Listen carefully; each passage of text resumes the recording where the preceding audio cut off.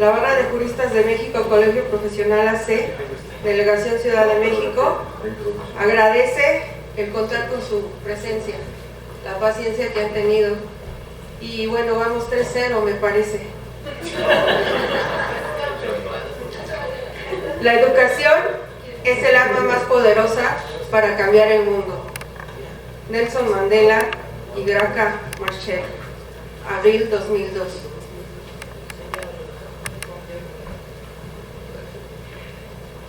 La seguridad pública es una función a cargo de los 3 niveles de gobierno: federal, estatal y municipal. Tiene como fin salvaguardar la integridad y derechos de las personas, así como preservar las libertades, el orden y la paz.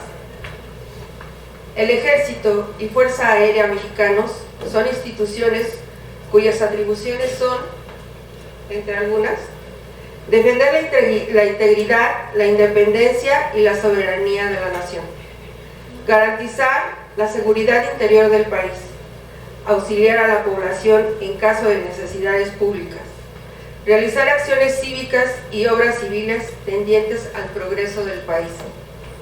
Asimismo, en caso de desastre, ayudan en el mantenimiento del orden, auxilio de las personas y sus bienes, y en la reconstrucción de las zonas afectadas.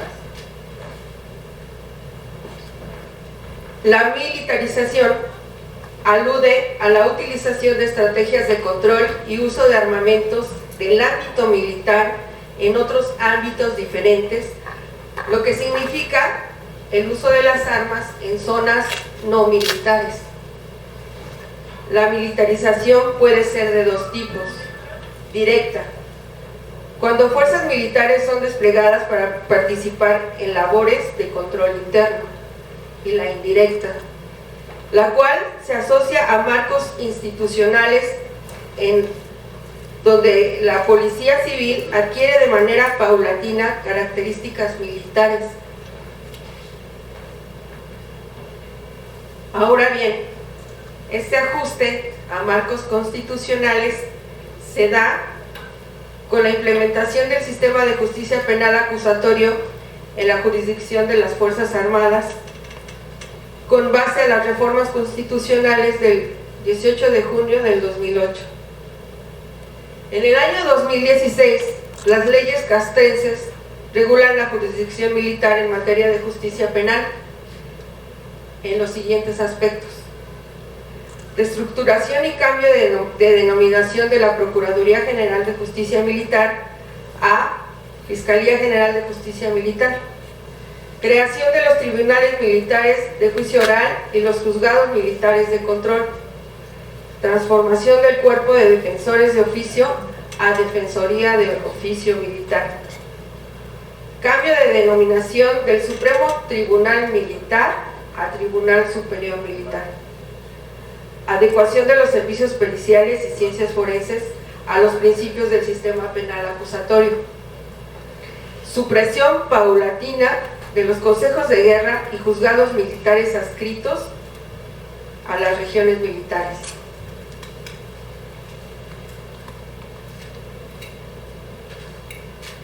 Doctor Raúl Arias Rebollar, licenciado en Derecho, licenciado en Economía, maestro en Derecho Procesal Penal con especialidad en juicios orales, doctor en Derecho Penal. Queda con ustedes para dar su ponencia Seguridad, Militarización y Modelo de Justicia Penal Acusatorio, para quien pido un fuerte aplauso.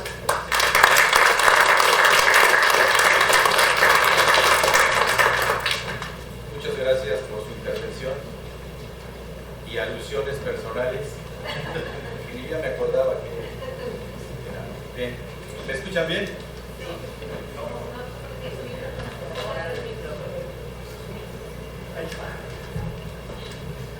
Sí. El tema nos lleva a ver 3 grandes figuras, 3 grandes instituciones y también 3 grandes derechos. John Locke en su ensayo de un gobierno civil, ya plasmaba, dejaba entrever en su obra que el hombre debería ser soberano, debería ser autónomo, que no estuviera sometido a ningún poder. Asimismo, Adam Smith plantea en su obra Naturaleza y causa de la riqueza de las naciones que la función del Estado tendría que ser únicamente en el aspecto administrativo y en el aspecto de ser guardián de los intereses del hombre. Con esto nos lleva a establecer una serie de principios y características para crear una doctrina, lo que se llamó la teoría clásica del liberalismo. Con John Locke tenemos el liberalismo social y con Adam Smith tenemos el liberalismo económico. Lo que hoy se asume bajo esos principios clásicos, lo que hoy se llama neoliberalismo. Por lo menos algunos doctrinarios alemanes e ingleses han asumido al rebautizo de esa corriente. Luego entonces, antecedentes como esos y de la corriente de la fisiocracia, entendida como el gobierno de la naturaleza, nos establece que no hay más riqueza que la que genera el hombre dentro de la naturaleza, dentro de la tierra. Estamos hablando de instituciones, ciudades-estado, con poderes reales diferentes.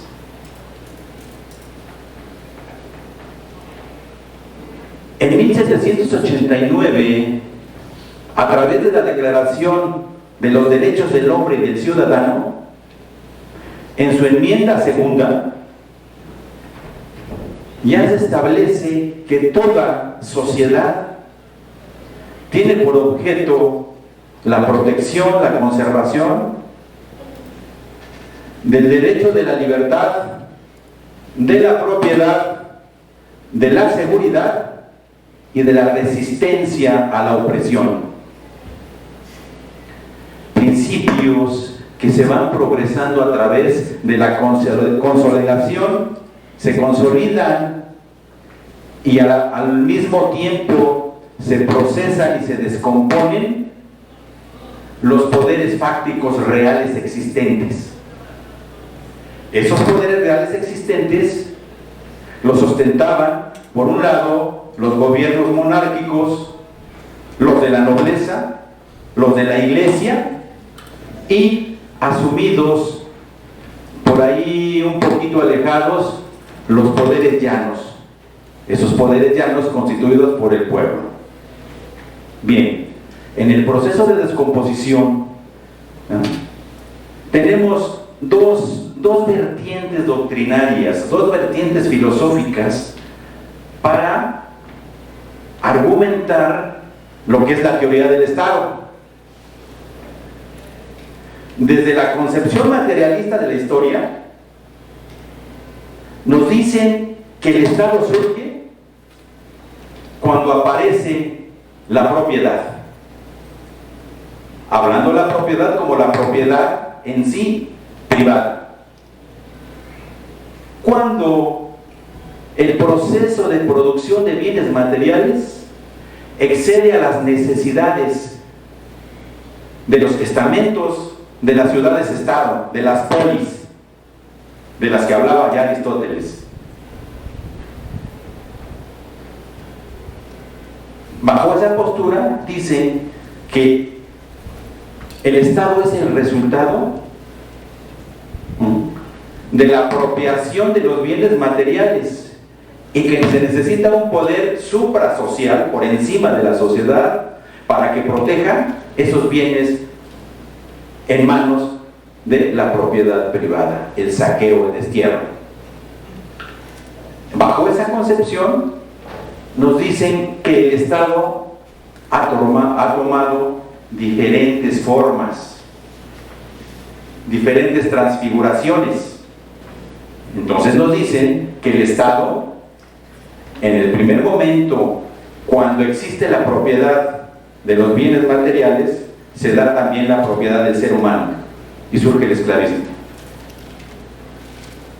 Entonces dicen que ahí se crea el Estado esclavista. Viene el proceso de liberación del hombre, no el sometimiento del hombre por el hombre. Se libera el hombre y se crea otra nueva formación y surge el Estado feudal, el Estado feudalista, cuya función genérica es conservar la relación social, la relación geopolítica de esas nuevas relaciones sociales, creándose otra serie de poderes. Existe el poder de la monarquía, como les decía, el poder de la iglesia, el poder feudal y el poder del pueblo llano. Existen una serie de clases, estratificaciones de las clases, dentro de las clases poderosas y las clases desprotegidas, las sometidas. ¿Sí? Existía una clase que tenía gran poder económico, era una acumuladora de riqueza, pero no tenía poder político. Era esa clase de los grandes comerciantes, no tenían poder político. Por consiguiente, ¿sí?, ellos son los precursores que no cabían en esa sociedad, y fueron los precursores, pero teniendo gran poderío económico. Son aquellos que promueven y realizan todo un proceso revolucionario para destruir las antiguas relaciones feudales. El objeto era establecer las plenas libertades del individuo, garantizar la seguridad. De ahí se devienen esos grandes movimientos, aunados a los grandes descubrimientos tecnológicos y científicos, ¿sí?, que nos dan como consecuencia la revolución industrial. Ya no cabían los campesinos en los feudos.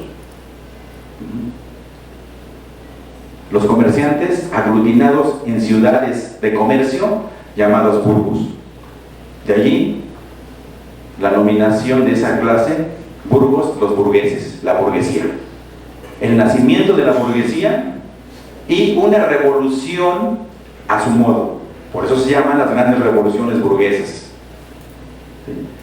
Cuando se gestan y triunfan estas revoluciones burguesas, es cuando se centralizan todos estos poderes reales en un poder único, y es el nacimiento del Estado moderno. Postura del materialismo histórico. Por otro lado, la postura del positivismo, que niega la existencia de un sistema o la existencia del Estado antes de el surgimiento de las ciudades nacionales, ¿sí?, hasta antes de estos estados-nación que unifican, que globalizan.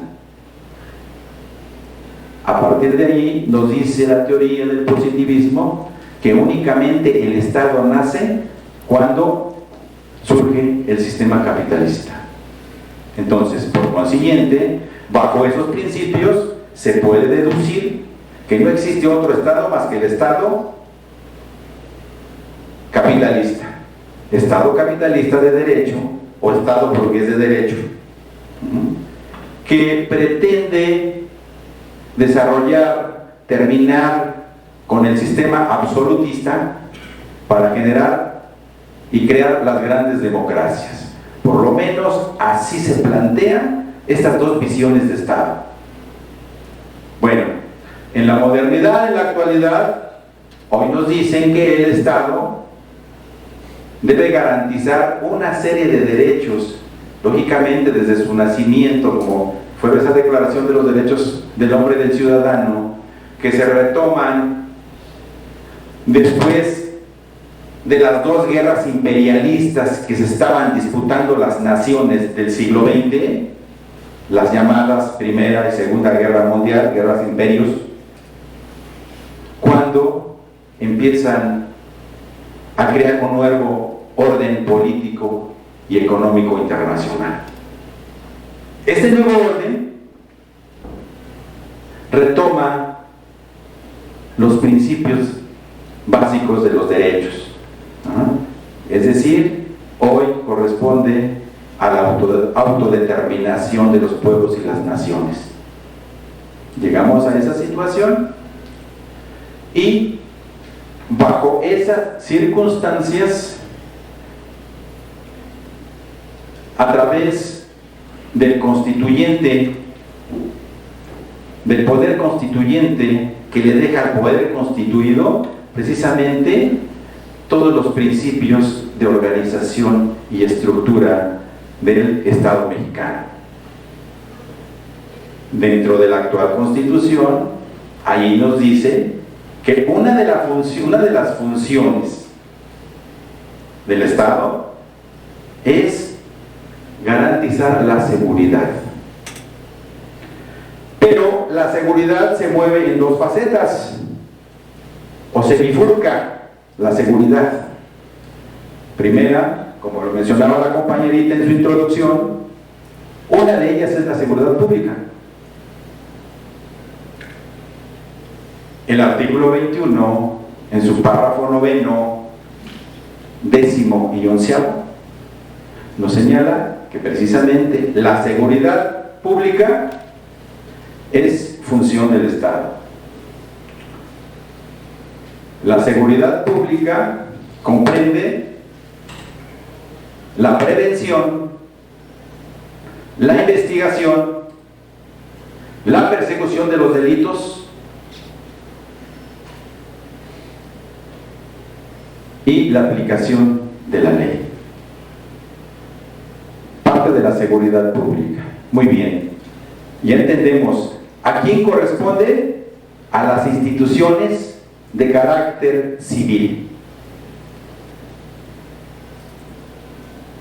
Luego de ahí deviene que esta seguridad pública, para ello se crean a través de los elementos integrantes del Estado, que uno de ellos son las instituciones públicas que componen el gobierno, son las que se van a encargar de garantizar la seguridad a los ciudadanos. En sus tres órdenes de gobierno tenemos a la seguridad. Entonces tenemos a las distintas instituciones encargadas de brindar la seguridad pública, que son las instituciones policiales. Luego entonces tenemos nosotros 32 entidades federativas. Tenemos alrededor de 1.395 municipios.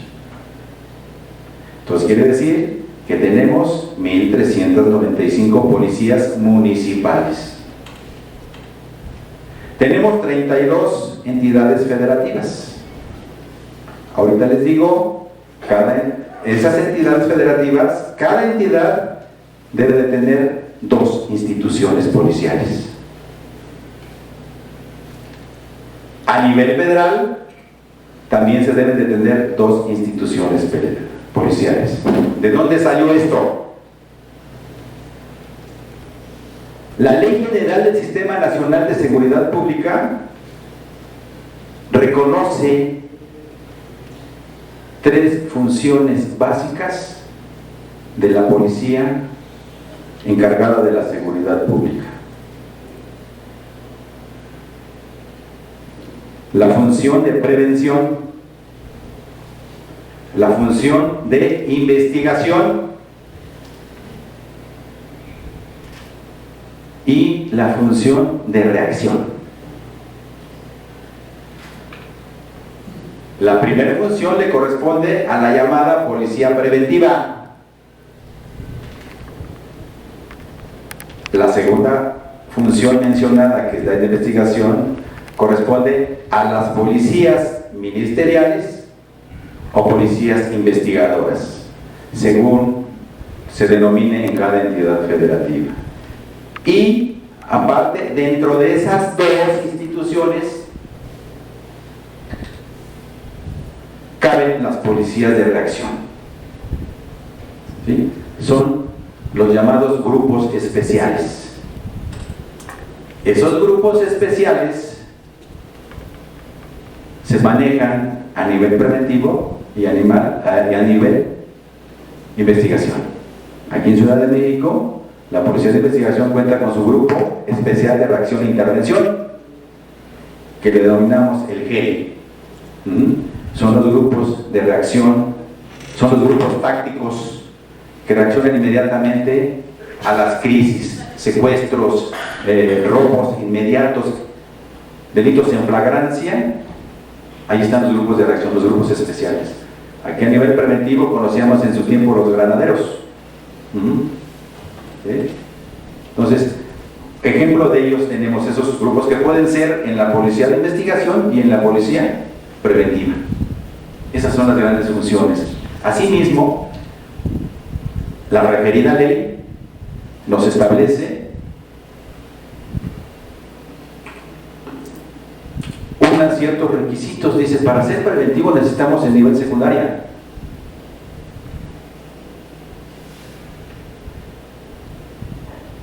La labor preventiva, por lo menos aquí en la Ciudad de México, tiene unas modalidades, que es la policía auxiliar y la policía bancaria industrial. ¿De dónde salen las dos policías estatales? Pues de allí, que hay una policía preventiva que depende de las secretarías de seguridad y la policía investigadora o ministerial que depende de la autoridad del Ministerio Público, que se encuentra dentro de las fiscalías. Todas las fiscalías, cada estado tiene su propia fiscalía, que precisamente algunas han actualizado su nombre como procuradurías, hoy fiscalías. Vamos a procurar la justicia, ¿verdad? La vamos a procurar. Hoy ya no la procuramos, hoy nada más la fiscalizamos. Entonces de ahí salen 64 policías a nivel estatal y tenemos 2 a nivel federal, que es la Policía de Prevención, hoy conocida como la Guardia Nacional, que su origen deviene de la antigua PFP, creada por allí a principios de siglo o a finales de siglo, por ahí en el 2000, cuando se le da forma a la PFP. Esos grupos grises que andaban por ahí por todos lados, ¿no? Entonces, hoy con las reformas, la descomposición, y surge la Guardia Nacional. La Guardia Nacional nos deviene igual mismo que la Guardia Nacional tiene funciones de seguridad pública.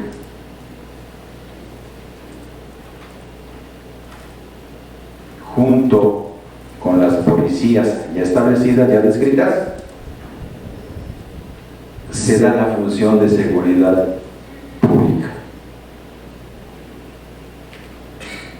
Por ahí mencionaban hace un rato de las formas de actuar, los principios de actuación. Decían los compañeros y compañeritas por ahí, vamos a hacer el interrogatorio científico. Dime los principios del interrogatorio científico. Pues primero el pozole, ¿verdad? Luego el tehuacanazo y al último los toques eléctricos, ¿sí? Ese compone la tríada de la investigación científica.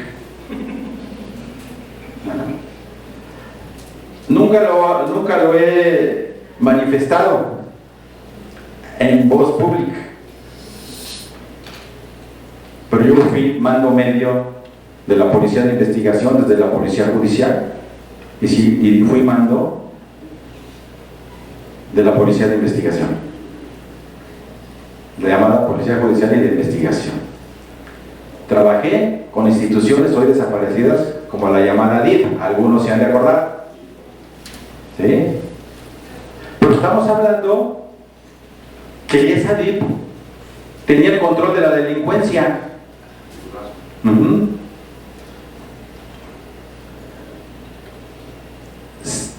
Sabía dónde se encontraban los delincuentes, conocía los apodos, conocía los líderes, había un cierto control. Pero estamos hablando de esa delincuencia que manejaba los artegios. ¿Cuáles artegios? El de la tiradita, el tarjetero, el chorlero, el zorrero. Es decir, el trabajo limpio, ¿sí? No tiene reclamación. Ustedes pasaban por un lado, a los 20 metros ya no contaban con sus pertenencias y nunca se dieron cuenta, ¿sí? O el de la navaja, su bolsita, tranquilamente sacaba, ¿sí? Entonces, pero los tiempos han cambiado. La delincuencia se hace violenta. Se genera la delincuencia de cuello blanco.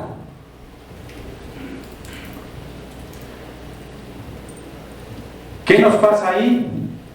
Pues hay que cambiar de táctica y de estrategia para combatir a la delincuencia. Estamos hablando de que hoy la delincuencia violenta, hoy la delincuencia se organiza, se estructura. Es decir, como todo un proceso de administración en una empresa. Ese proceso de administración en una empresa, ¿sí?, pues se encuentra dentro de la delincuencia organizada.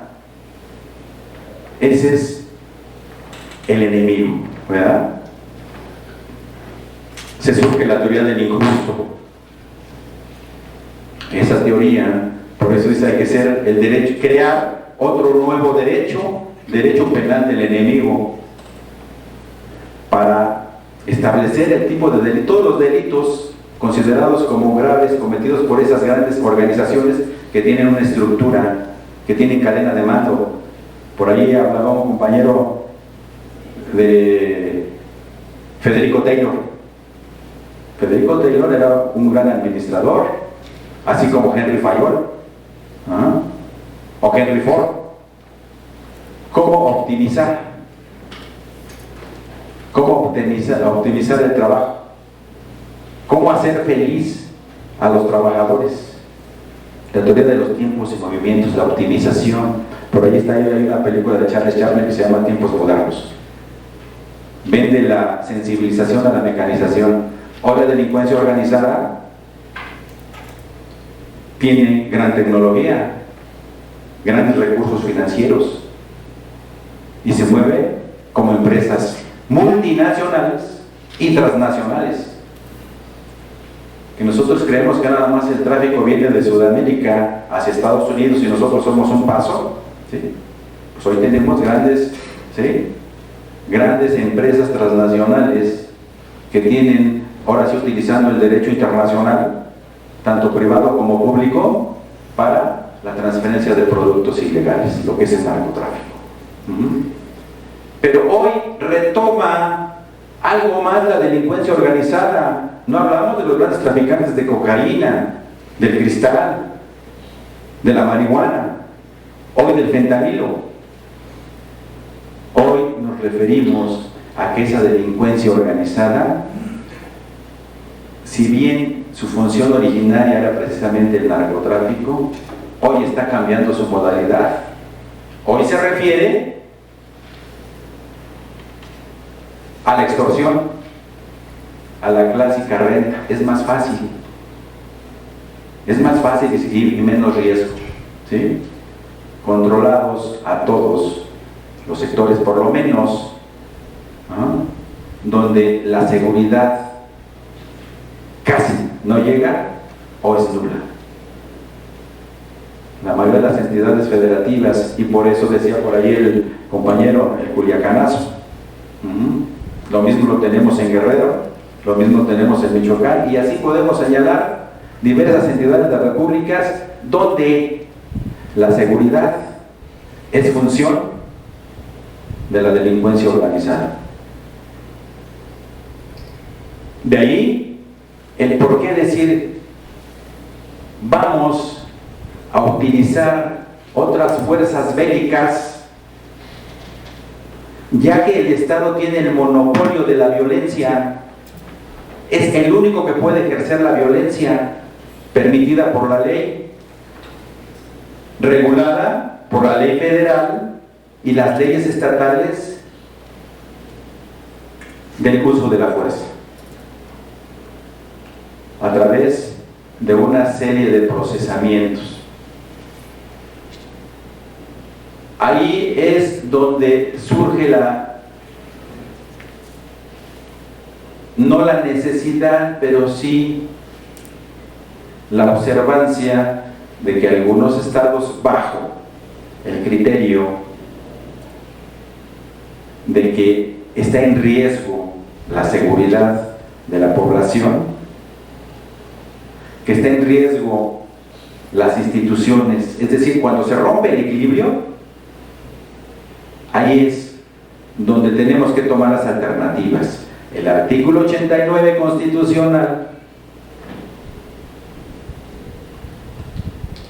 en su párrafo 6º y 7º, nos dice que es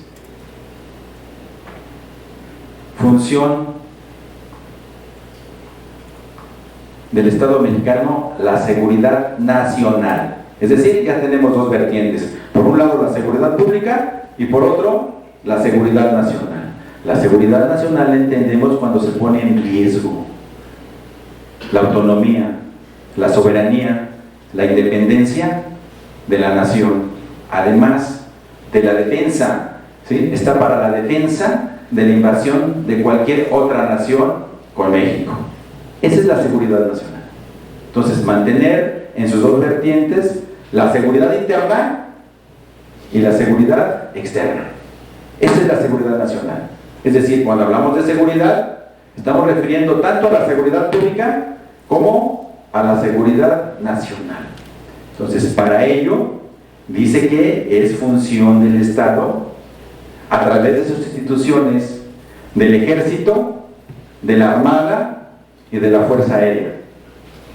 Los tres mexicanos. Cuando decimos de la Armada, nos referimos a la Marina. Entonces, bajo esas tres instituciones es como se puede establecer, garantizar la seguridad nacional.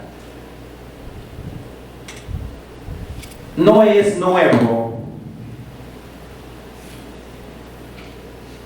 que los cuerpos militares, la milicia, las fuerzas armadas, como ya se las mencioné, no es nuevo que sean utilizadas para labores de seguridad pública. Y tenemos antecedentes. Es más, creo que desde que se constituyó el Estado-Nación, los gobiernos han sido de naturaleza militar. Veamos a todos los titulares de los poderes ejecutivos. Creo que a excepción de Benito Juárez, en el siglo XIX, siglo XX, Cárdenas y Manuel Ávila Camacho, regímenes militares. Después de Miguel Alemán, tenemos a los gobiernos civilistas. Es decir, ¿de qué nos espanta la militarización? Ahora bien,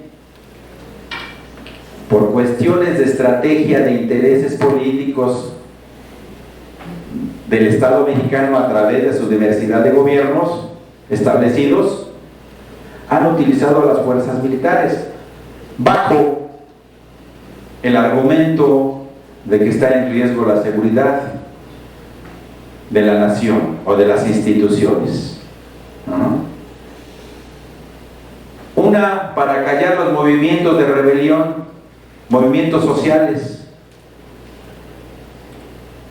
movimientos netamente agrarios movimientos netamente obreros, movimientos del magisterio, que ponen en riesgo, según ellos, la estabilidad del país, han utilizado a las fuerzas militares. Un movimiento campesino en Morelos, 1957. Rubén Jaramillo es asesinado, un líder campesino, que pone inestabilidad al país por reclamar el derecho al uso de la tierra y a los derechos agrarios. 1957, con soldados de línea, muerto. 1972, la llamada guerra de guerrillas de Genaro Vázquez, Lucio Cabañas. 1994, el surgimiento de la rebelión del Ejército Zapatista de Liberación Nacional, ¿sí? Mandar al ejército. Entonces, ¿de qué estamos hablando? De la militarización hoy, ¿verdad? ¿Sí? Si han utilizado al ejército como instrumento de represión y el uso excesivo de la fuerza. Entonces, ¿qué está pasando? Hoy, la delincuencia organizada, a través de los años, de los grandes, ustedes, narcotraficantes que conocen y que se encuentran ahorita, que ya son unos ancianos, que están sujetos a procesos penales, tanto en Estados Unidos como en México y otros a la fuga. ¿Qué pasa con ellos? Procesos posteriores a lo que en su tiempo. Por aquí hablaban de Javier Cuello Trejo. Javier Cuello Trejo, cuando trabajaba en la Procuraduría General de la República, todo un mafioso institucional, tenía a cargo grupos de choque, grupos especiales de la extorsión, de secuestros, de violadores, década de los 90, ¿sí? Nos tocó combatirlo en su tiempo. Y así, hoy que salen a la luz, después de 20, 30 años, es decir, ¿a dónde se encuentra la seguridad pública? ¿Dónde se encuentra la seguridad nacional? ¿Dónde se encuentra la administración de justicia? ¿Dónde se encuentran las instituciones? Ahí establecemos, no es una cosa nueva, es una cosa que se ha deteriorado. Por un lado tenemos con las reformas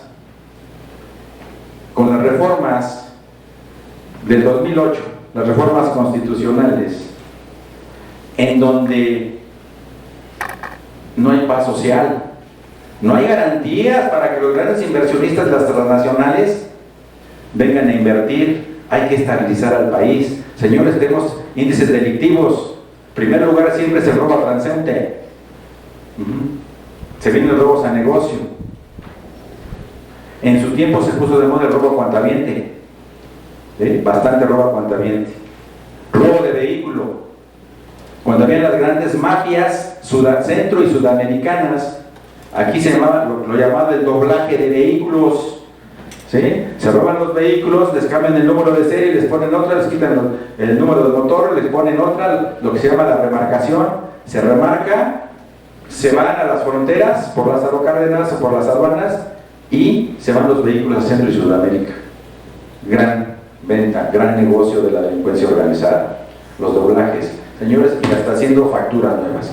A lo mejor algunos de ustedes por ahí pasó de que, ¿sabes qué? Que este tiene reporte de robo y está doblado. Los llamados vehículos son los autos calientes, además de los autos chocolate. Entonces, todo eso nos lleva a decir qué pasa con la seguridad pública y la seguridad nacional. Es decir, mientras las instituciones policiales, ¿sí?, manoseadas por la delincuencia común y la delincuencia organizada, las instituciones, todas las instituciones manoseadas y corrompidas institucionalmente, ¿sí? Ya saben por qué lugares vas a pasar, por dónde no, las llamadas antenas, las llamadas antenas. Entonces tenemos eso, es decir, la militarización de la seguridad pública consiste en el proceso mediante el cual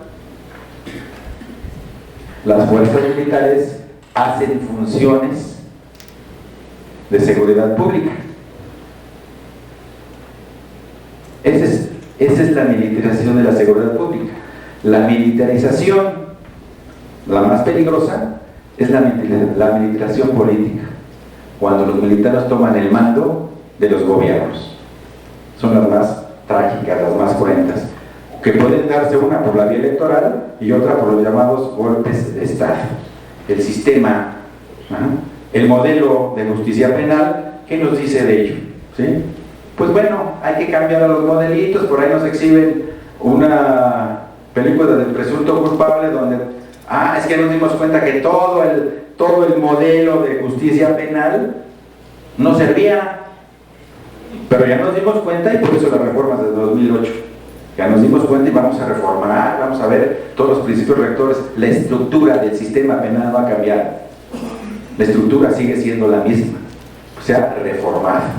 Desde mi punto de vista, no es un nuevo sistema de justicia penal, es un nuevo modelo de justicia penal. La estructura sigue, recae sobre el Ministerio Público, sobre los jueces, sobre la policía, sobre los peritos, sobre la víctima y el defensor. Es la estructura que da, no hay más. Es la misma estructura que teníamos antes, nada más con maquillaje.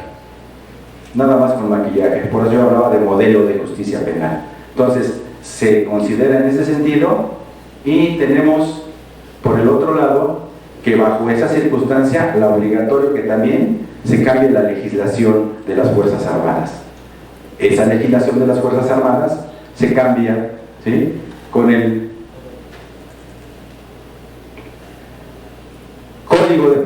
Código Militar de Procedimientos Penales, y se ajusta al Código Nacional de Procedimientos Penales. Las mismas figuras, los mismos principios, las mismas garantías, los mismos derechos. Derogan el fuero de guerra.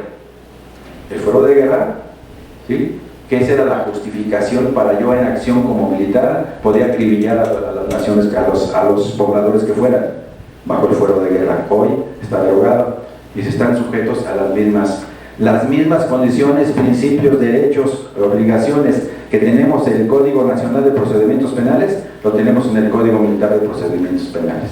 El Código Militar, nada más observancia, que en el proceso penal que se les da a los militares, nada más la penalidad máxima es de 60 años para los delitos más graves, la rebelión, la traición a la patria, entre otros. Y bueno, como decía un compañero, me faltaron 365 páginas de decírselas, pero bueno, ya se nos acabó el tiempo, y pues muchas gracias por su atención.